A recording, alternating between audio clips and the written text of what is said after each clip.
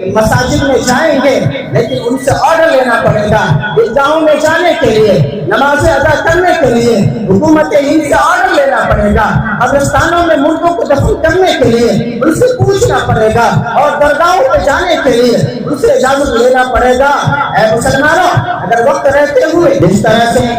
حکومت ہند وقت بورڈ پر بل لا رہی ہے، یہ حکومت کہہ رہی ہے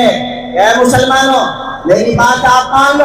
اور عیدگاہ ہمارے اندر کر دو۔ اے مسلمانوں میری بات مان لو اور مساجد ہمارے اندر کر دو۔ اے مسلمانوں ہماری بات مان لو اور عیدگاہ قبرستان ہمارے حوالے کر دو۔ اے مسلمانوں آپ یاد رکھیں کہ اگر ہم ابھی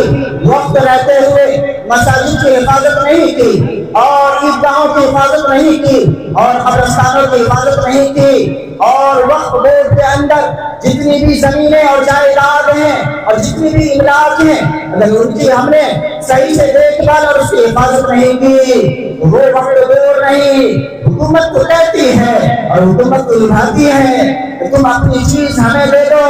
ہم تمہاری چیزوں کی حفاظت کریں گے۔ اے حکومت ہند، ہم آپ سے کیسا وابستہ رکھیں اور آپ سے کیا امید رکھ سکتے ہیں کہ جو چیز ہم نے اللہ کے راستے میں دے دیا ہے، جس چیز کو ہم خرید و فروخت نہیں کر سکتے ہیں، جس چیز کو ہم خود بیچ نہیں سکتے ہیں، وہ چیز ہے حکومت ہند، ہم آپ کے حکومت میں کیسے لے دیں اور آپ کے انڈر میں کیسے لے دیں؟ اگر مسلمانوں ہم اور آپ یہ جان لیں کہ اگر یہ پراپرٹی کو اس حکومت ہند کو دے دیا جائے، وہ دن دور نہیں مساجد میں جائیں گے لیکن ان سے آرڈر لینا پڑے گا۔ عیدگاہوں میں جانے کے لیے، نمازیں ادا کرنے کے لیے حکومت ہند سے آرڈر لینا پڑے گا۔ قبرستانوں میں مردوں کو دفن کرنے کے لیے ان سے پوچھنا پڑے گا، اور درگاہوں پہ جانے کے لیے ان سے اجازت لینا پڑے گا۔ اے مسلمانوں، اگر وقت رہتے ہوئے اپنے ضمیر کو نہیں جگائے اور اپنی وقت بورڈ کی پراپرٹی کو ایسے ہی لٹنے دیے اور شریعت کو پامال کرتے رہے اور شریعت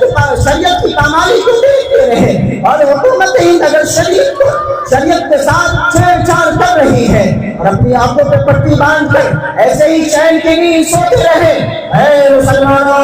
وہ دن دور نہیں مساجد ہم سے چھین لی جائے گی، وہ دن دور نہیں کہ قبرستان کی زمین ہڑپ کر لی جائے گی اور قبرستانوں پر اسکول کی تعمیر کر دی جائے گی۔